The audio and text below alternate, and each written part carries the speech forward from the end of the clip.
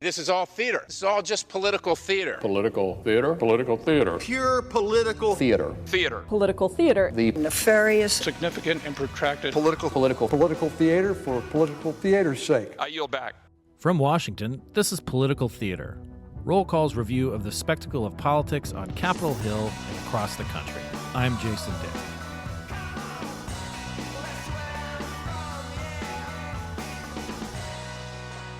It feels like something big is happening. The House recently deposed its speaker for the first time ever. Members of Congress face criminal indictments ranging from credit card fraud to acting as an unregistered foreign agent. That's spy to normal people. A former president faces multiple criminal and civil legal jeopardies. Members of Congress and the Supreme Court increasingly face threats.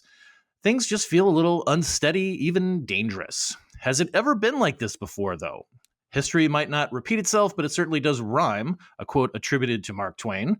And here to discuss the historic parallels is Molly Reynolds, Senior Fellow in Governance Studies at the Brookings Institution. Molly, welcome back to Political Theater.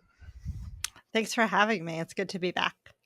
The last time that you were on the podcast back in 2021 was the early days of the Biden administration and a unified Congress. We were talking about how unified governments are rare and fleeting, which is why you see people who are in the majority party in both houses and control the White House like to get a lot of stuff done as quick as they possibly can because they know the good times never last for them. And that basically came true. The Republicans won the majority back in the 2022 elections, and the sort of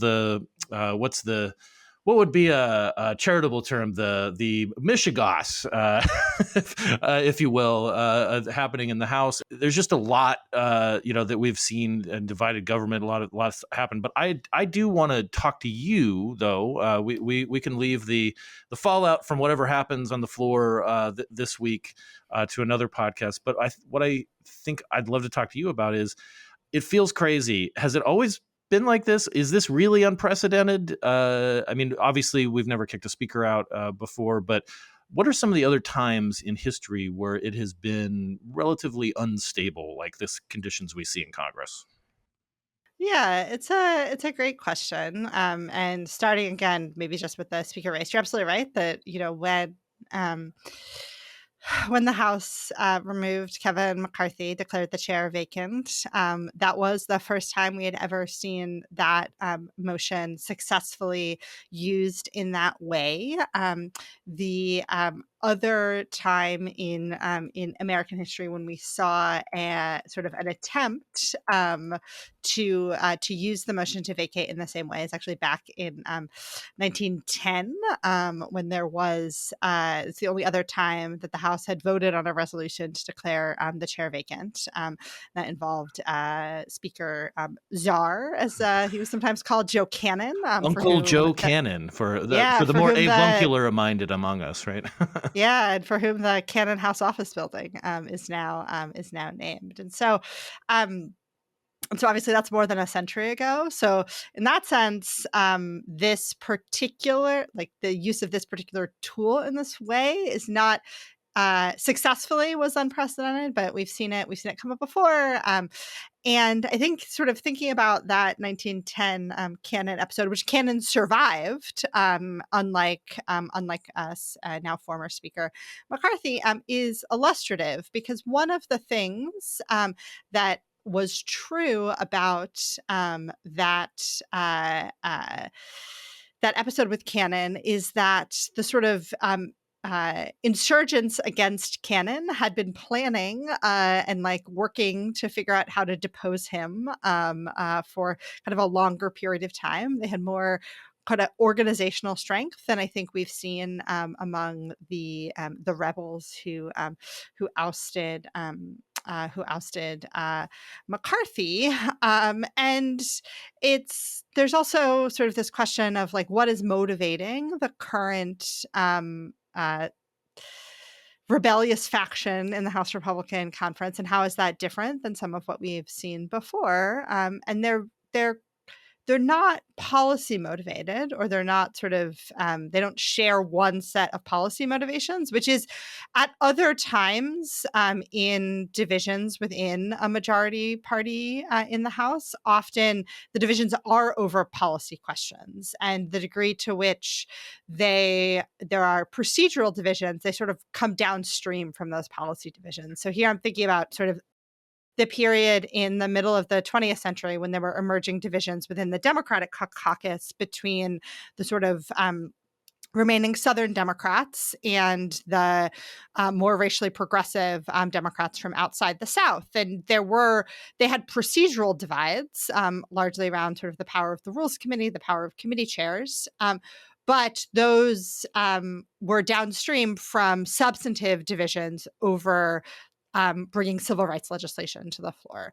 And what we have now is sort of these divisions within the House Republican Conference that are less about a kind of unified policy agenda and divisions over that policy agenda, and much more around sort of divisions over tactics and kind of who is the truest conservative, and just a desire to be for the rebels, a desire to be seen as, fighting as hard as they possibly can for the true conservative principles and that sort of thing. Yeah, I've struck too by the back in the aftermath of the 2022 election, when it became clear that the Republicans were going to get the majority, but it was not going to be a very big majority. It was sort of there was this idea that this is possibly the worst case scenario for somebody like Kevin McCarthy.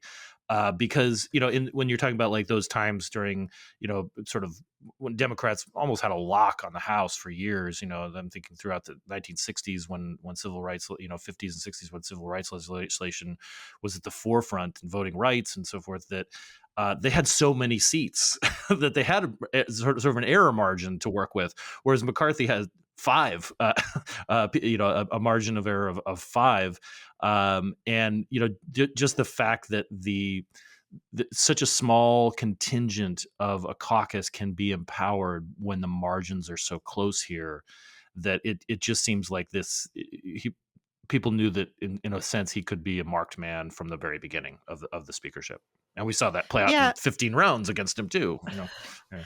Yeah, and I think when we think about the challenges that face congressional leaders of both parties when they're in the majority in the contemporary era, one of those sets of challenges arises from this combination of narrow majorities and quite polarized parties. So obviously there are kind of structural differences between the Republicans and the Democrats that mean that managing these kinds of divisions in the Democratic caucus looks different than managing them within the Republican conference.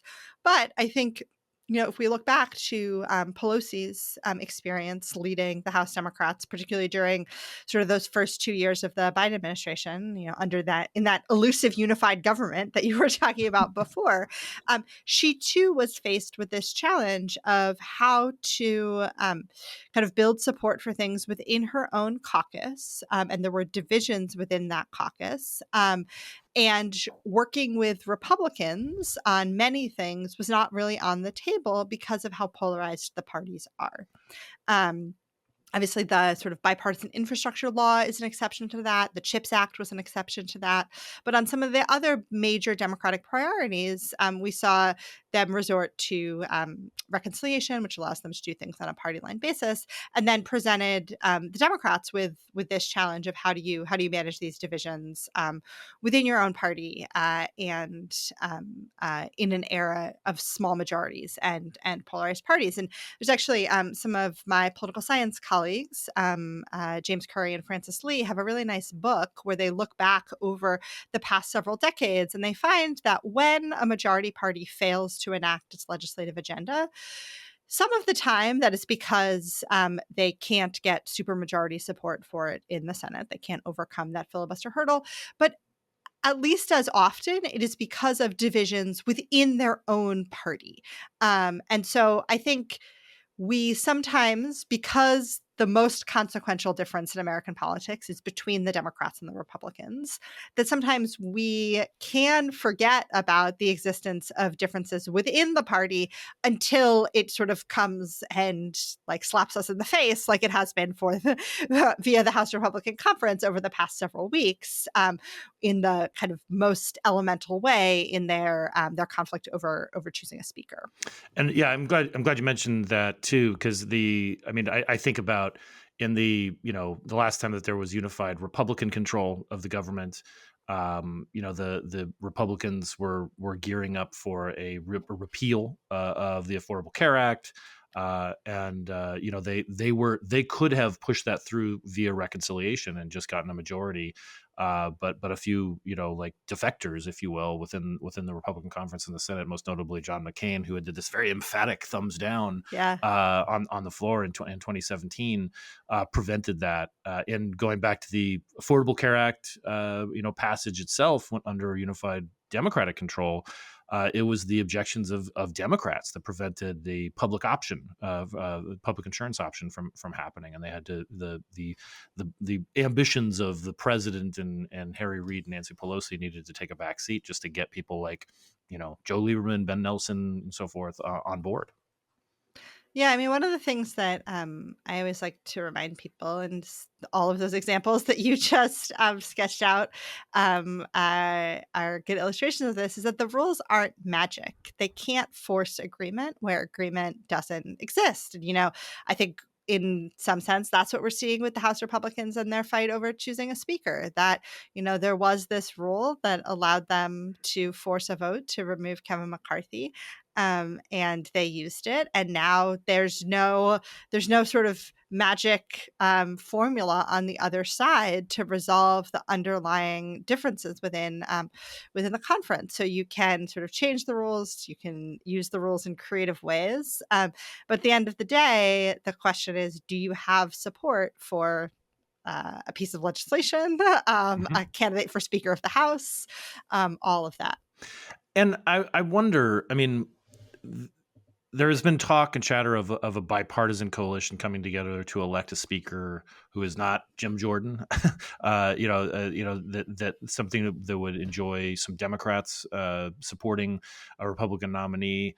And I find these sort of this kind of chatter hard to take seriously, just because of where the parties are. But I'm wary of just being like the cynical guy who's covered Congress for a couple of decades.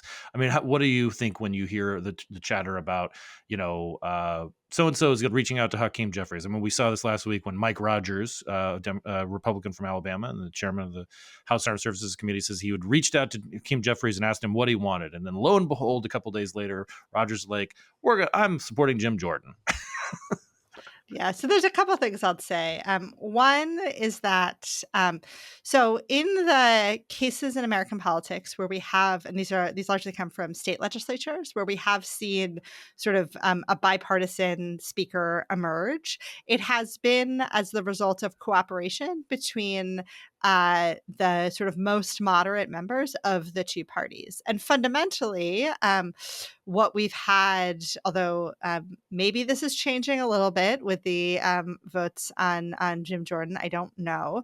But prior to now, the most vigorous opponents of Speaker McCarthy and then of Scalise as his potential successor were from the right end of the conference, and they could not kind of make a credible claim to go to Democrats and sort of elect a speaker in that way.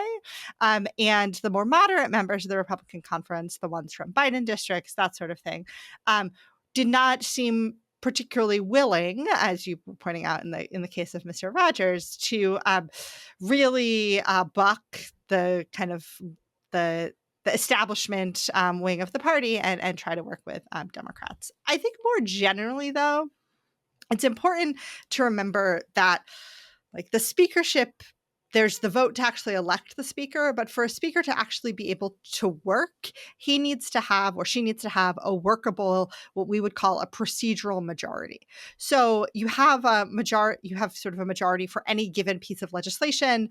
Maybe that's on a party line basis in the House, maybe it's on a bipartisan basis.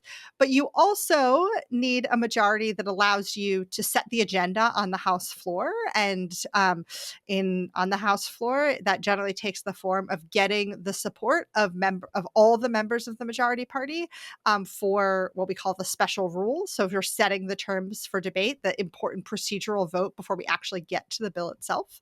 And historically, we've had majorities where even if someone is ultimately going to vote against the underlying bill, they will often vote for the rule, vote yes on this procedural vote, to just be as an act of party loyalty and as sort of part of the implicit agreement between the leadership and its members that says, hey, you help us set the agenda on the floor, we'll give you the kinds of committee assignments you want, and we'll schedule the bills that you care about for consideration.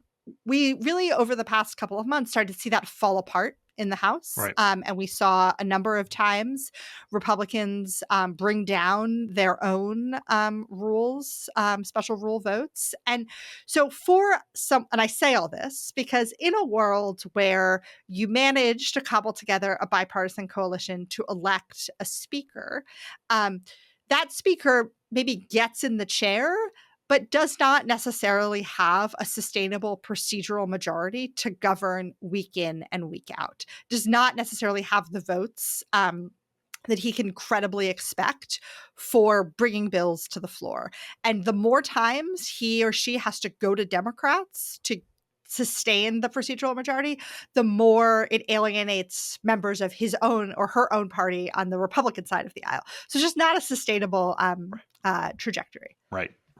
No, I've and we saw that like over and over again. It seemed like in the lead up to the debate on a continuing resolution on bills, on spending bills in the House, where the rules were going down, which is more rules went down in the 2 weeks leading up to that than any I can remember in my memory of observing the place.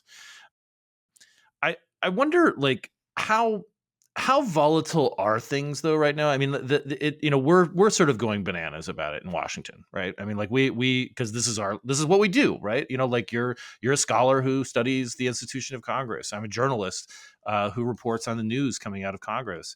I mean, we know how abnormal this is. It's not clear that voters are cluing into this specific episode as a reason for discontent. Certainly, polling shows that they have very little patience for the political system. I was thinking about this Pew survey from September that said 4% of those surveyed said that they thought the political system worked well. It was not even getting close to the margin of error. In data abilities. And I want to read one of the things, but notably, Americans' unhappiness with politics comes at a time of historically high levels of voter turnout in national elections. The elections of 2018, 2020, and 2022 were three of the highest turnout U.S. elections of their respective types in decades. So on one hand, we have this disgust, with the place, with the American political system, and then we see record turnout too. So is this a bad thing if people are paying attention so much that they're turning out, or is this really just this anomaly, you think?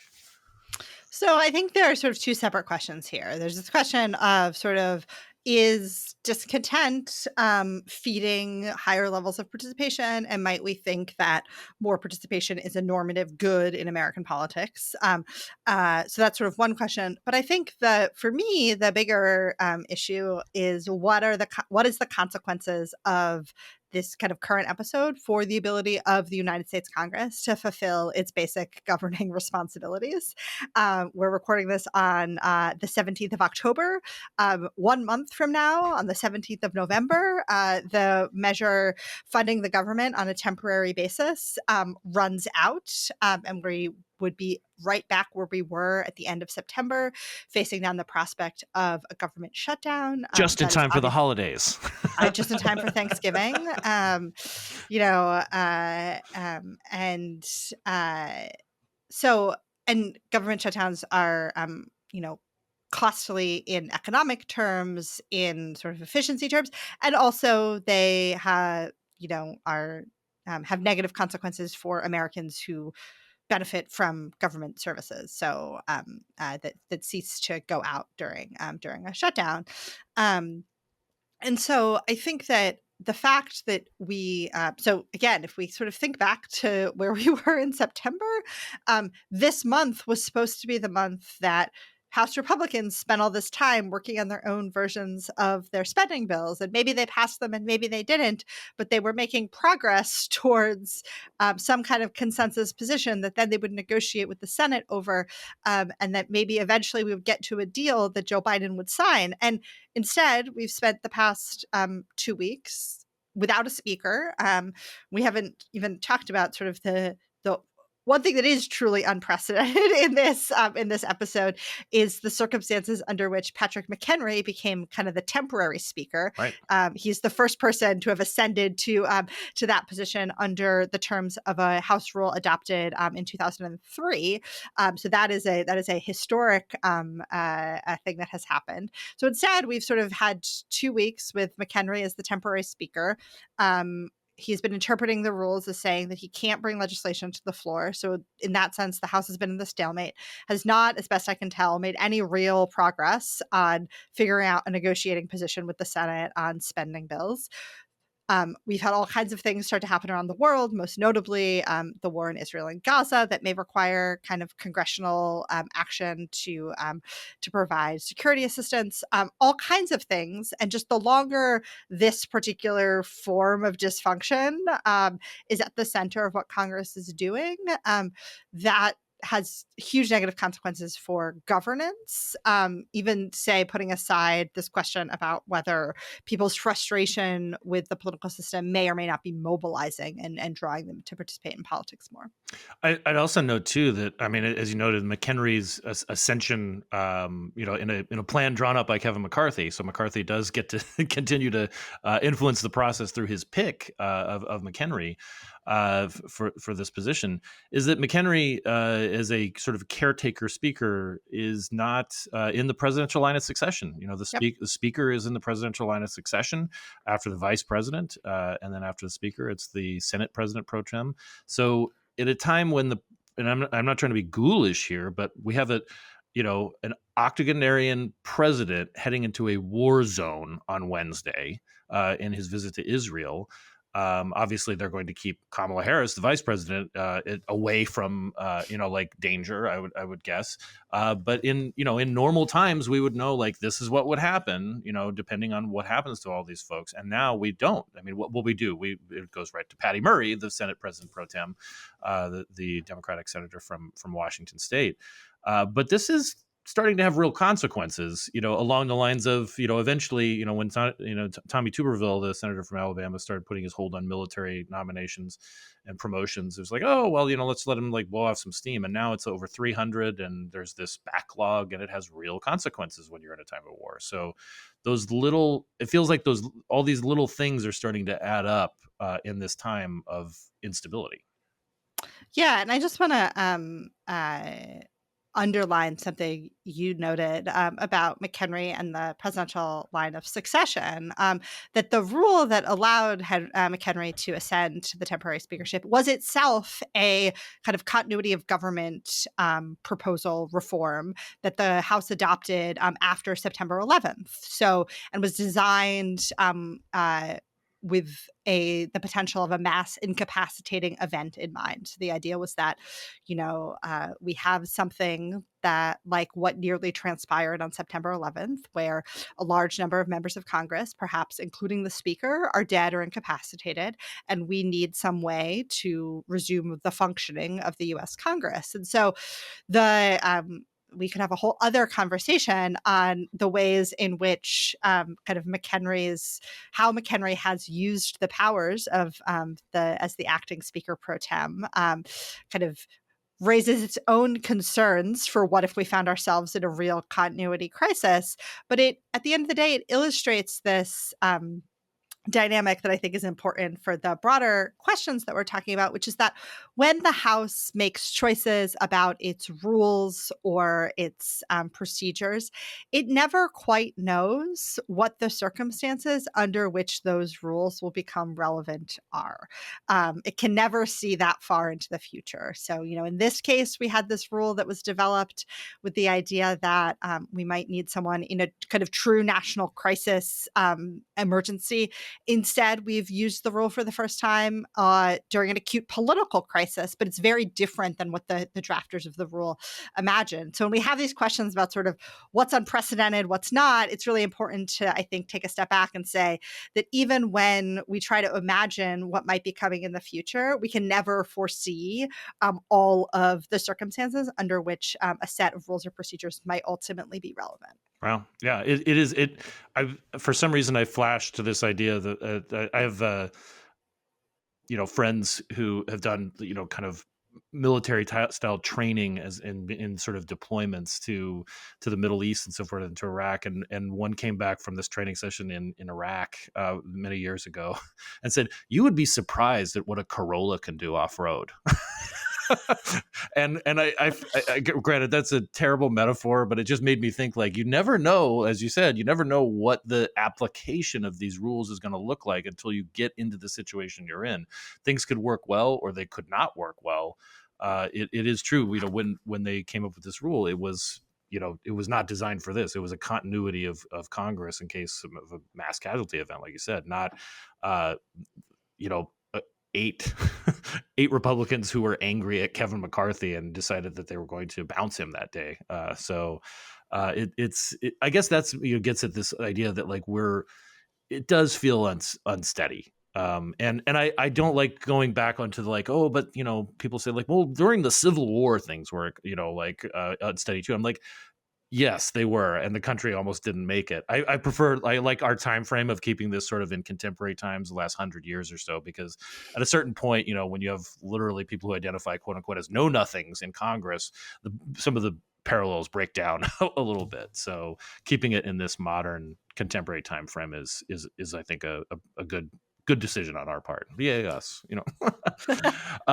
to start to wrap things up a little bit. I mean, in situations like this where we have seen just sort of mass discontent of the public with Congress, or problems within Congress, like just getting its basic functions done, what are some of the things that you look for as the out? Because they don't, just like good times never last, bad times never seem to last either. It seems like we're on quite a streak in terms of some of the bad things that are happening, pandemics and so forth.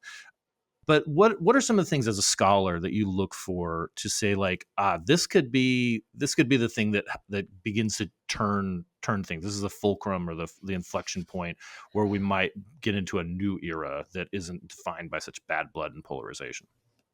Yeah, it's a great question. And this moment, I think, can be kind of particularly hard to see ourselves and see our way out of. But I think generally, when we think about kind of what changes could we make to how the House and the Senate work to try and make them more functional, it's just very important to sort of meet members where they are. And I say that to mean that to take seriously the incentives that they face on a daily basis, and to build reforms and build changes that kind of allow for more collaborative and bipartisan outcomes, but again, begin from this acknowledgement of the realities of the political moment. And so I will say, as sort of one example, and this is not something huge, but when we look at, so over the past, say, decade or so, the year in which Congress had the most success in getting any of its appropriations work, so any of its spending bills done before the start of the new fiscal year on October 1st, was in the fall of 28 excuse me, the fall of 2018, when I believe they managed to get 5 of the 13 bills done before October 1st. And that included the defense bill and the bill funding the Departments of Labor, Health and Human Services, and Education, which are the 2 biggest bills by sort of dollar amount. So the largest shares of the discretionary budget. And the way that they did that was by sort of like acknowledging we are not going to get all of these bills done on the floor one at a time. The realities of the filibuster in the Senate, both the sort of time hurdles that invoking cloture on individual bills require, and just the politics of getting to 60 votes. It is in our interest to package these bills together in smaller packages. And have to build this, particularly in the Senate, this 60-vote coalition fewer times. And so there are people who hate this, who don't like minibuses, who think it's really normatively important. That's what we call these like little packages of spending bills. I know people who hate even the term minibus. You know who you are out there. I like any opportunity that I have to like use pictures on the internet. So I am happy for them. I'm happy for all of my short buses. Exactly. Well, my chances to display what I'm talking about with pictures of little actual buses. But anyway, but I like what I like about that idea is that it says, okay, in an ideal world that we don't live in, we could consider each of these bills individually and build the coalition to get them over the finish line before the fiscal year starts. But we don't live in that world. At least we don't live in that world right now. So how do we sort of take the best parts of the process, the parts that are still functioning reasonably well, like the process of developing the bills in committee, and figure out a way to sort of go around the biggest pain point, getting them through the floor? How do we do that procedurally? And so, again, there are people who don't like this. There are people who don't like the term. But I like the notion of trying to be clear about what we're optimizing for, which for me is like the deliberative construction of the bill, and then accepting that in the current political circumstances, we're not going to be able to process them in the way that folks would prefer in some kind of platonic ideal of the appropriations process. And there are lots of other places where you can see this. And I spent a lot of the last several years in conversation with the folks on the House Select Committee on the Modernization of Congress. And this was one of the things I really appreciated about folks like Derek Kilmer, who's the committee's chair, William Timmons, who was its second vice chair, and Tom Graves, who was its first vice chair. They took this idea seriously, this notion that, we could try to make this place work better without sort of pretending that the politics don't exist. Right.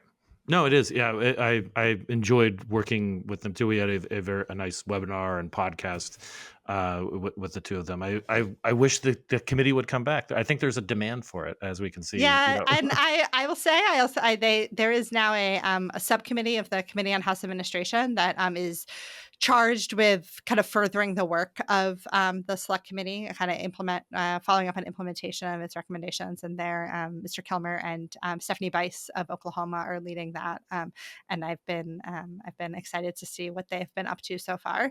But I think, again, and you can sort of see opportunities for this in the Senate too, but just trying to say, these are the political realities that we live in. We can't sort of take the politics out of Congress. Right. But how do we start from the incentives that members face and try to build procedures and systems that within those incentives drive us to better outcomes? Well, Molly Reynolds, thank you very much, for walking us through kind of history and also where we're at right now. I know we went through a lot. We covered a lot, for everything from Uncle Joe Cannon to the Modernization Committee that we both have sort of had our time covering. And I think that we will have more to talk about as we see the next few weeks play out. But I really liked just sort of taking stock of where we're at, where we've been with you today. So thank you very much for coming on. Well, this is my favorite kind of conversation that covers everything from the revolt against Joe Cannon to what's happening literally hours ago. So thanks for having me. And thank you out there listening here on Political Theater. If you like this podcast, please subscribe to us in all of our forms, whether it's on iTunes or on YouTube or things like that. Follow Molly. Molly, where should our listeners follow you on social media? What's the best one? They can find me on the platform formerly known as Twitter at Molly E. Reynolds. And I am also on Blue Sky at Molly E. Reynolds as well. So you can follow me both those places. Excellent. Thanks again for listening, and we will see you next time on Political Theater.